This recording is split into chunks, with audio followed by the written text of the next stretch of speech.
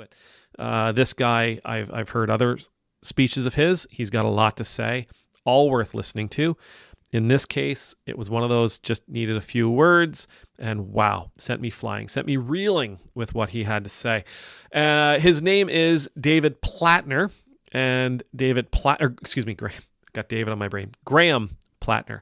And Graham Platner is a Democratic candidate for Senate. He's looking to run against Susan Collins in Maine in the midterms coming up.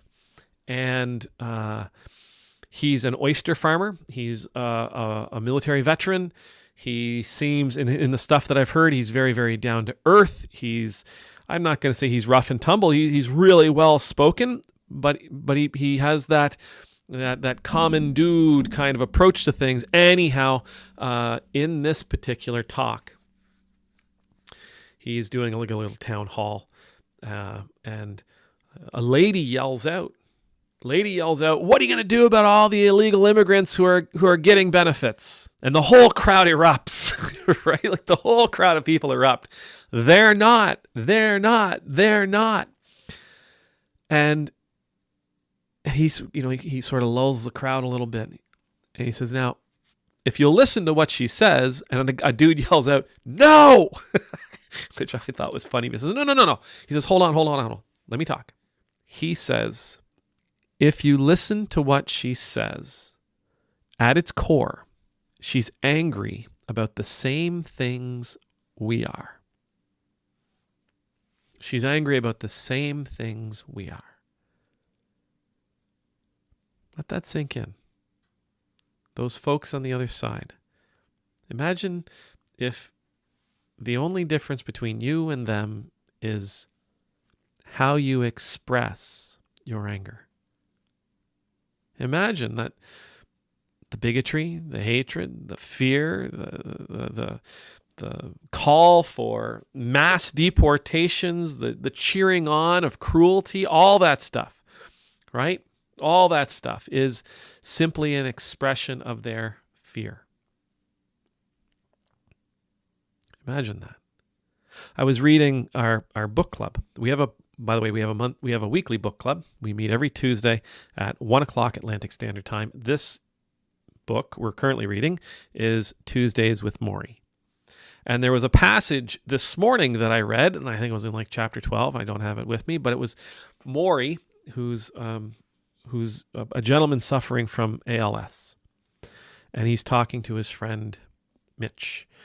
And Maury begins telling Mitch about how the world wants us afraid, how the world actually needs us afraid, how our government needs us to be afraid, because if we're not afraid, we don't need them.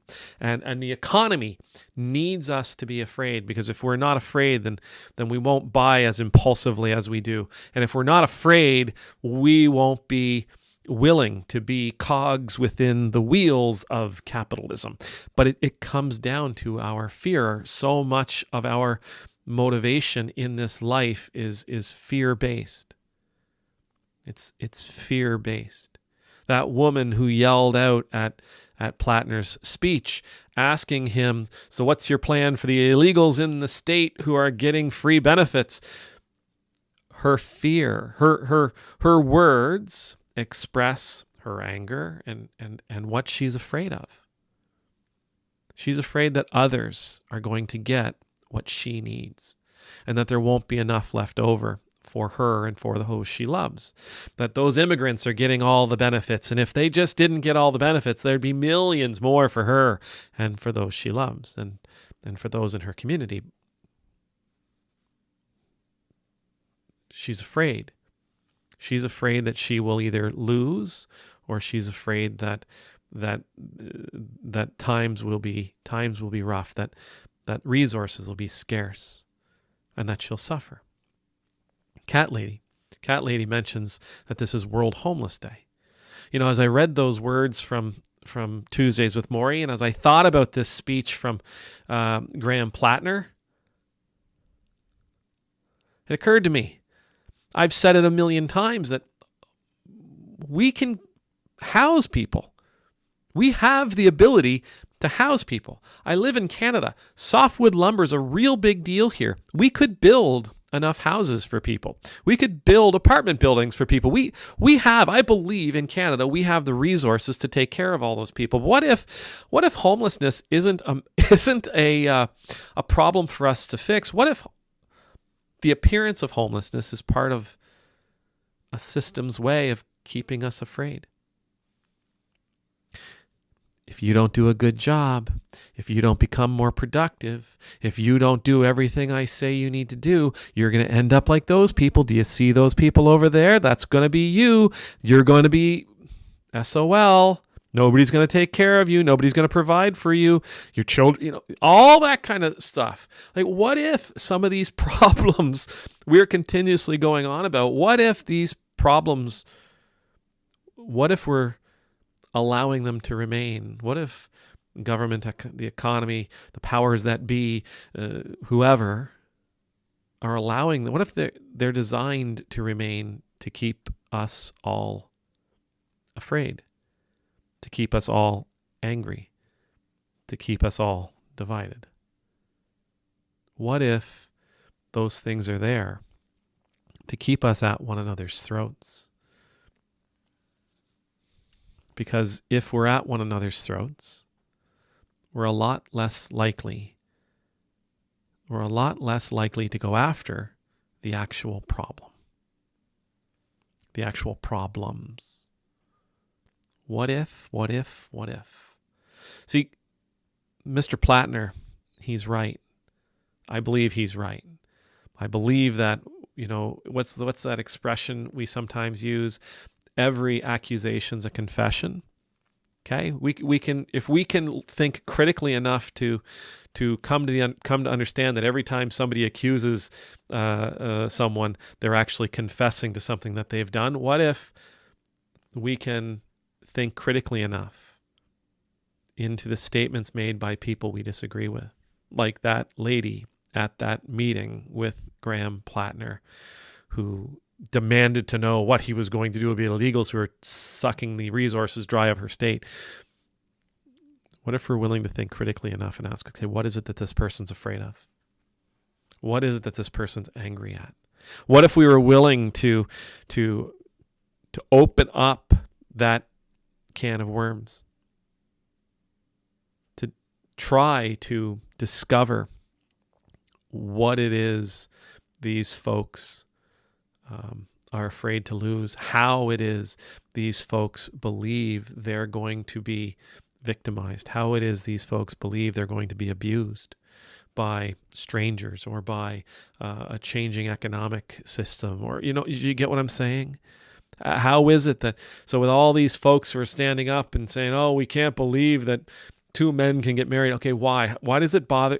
What is it going to cost you that two men get married? What is it going to mean to your life that these two people get married? I had a conversation with somebody the other day going on about immigrants. And okay, exactly how does an undocumented immigrant in the country impact you? How has it harmed you? And the response, well, it hasn't. Right. Let's explore for ourselves, maybe at first, but let's explore what is it for this person? Why is it that this person believes that this particular issue is going to cost them?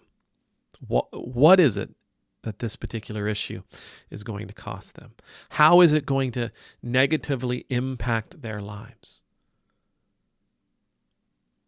Yeah, I'm asking you, I saw where John Weaver said something about empathy there a second ago, but I'm asking all of us, yes, let's open up and look through the lens of empathy.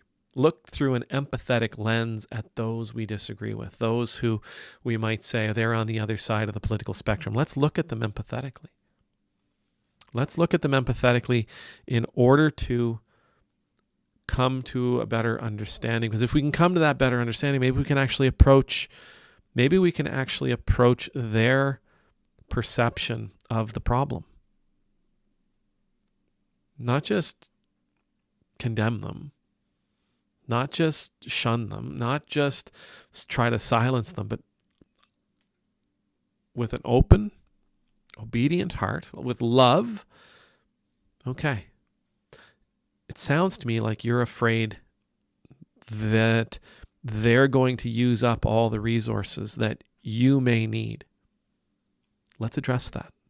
It sounds like you believe that they're the reason you don't have some of the resources you need. Let's take a look at that. Let's take a look at where those resources are going. Let's explore it together. Now, as I was talking to another friend yesterday, and they said something along the lines of, you can't. Not everybody's going to want to talk facts, right? You're not going to change everybody's opinion. No, but this exercise might not be about changing their minds as much as it is helping us come to an understanding of who they are, and therefore reducing the amount of fear we have of them, reducing the amount of anxiety we carry around because of them. An exercise like this, it might not change anybody's minds, but it may change how we perceive the moment. And it may help us be a little clearer in our understanding of the path we need to walk and the direction we need to go. We take anxiety, take fear, take anger, take it off the menu. Take it off of our shoulders. And we are better prepared to move forward. We are better prepared for the journey. We're more lightly equipped, and we're not carrying the burdens that we're not carrying the weight that comes with those negative emotions. That little bit of empathy maybe can help us. If it doesn't bring us to a place of compassion, it may bring us to a place of sympathy. Either way, we're not seeing these people as enemies anymore. Rather, we're seeing them as victims. We're not seeing them as enemies we have to battle. We're seeing them as patients who need to be treated, as people with injuries, as people who are carrying damage. And no, I'm not trying to excuse anybody. I'm trying to say, I think, that empathy may equip us to be even better prepared going forward, to do what we need to do, to help heal the world and to help bring about change. Amen.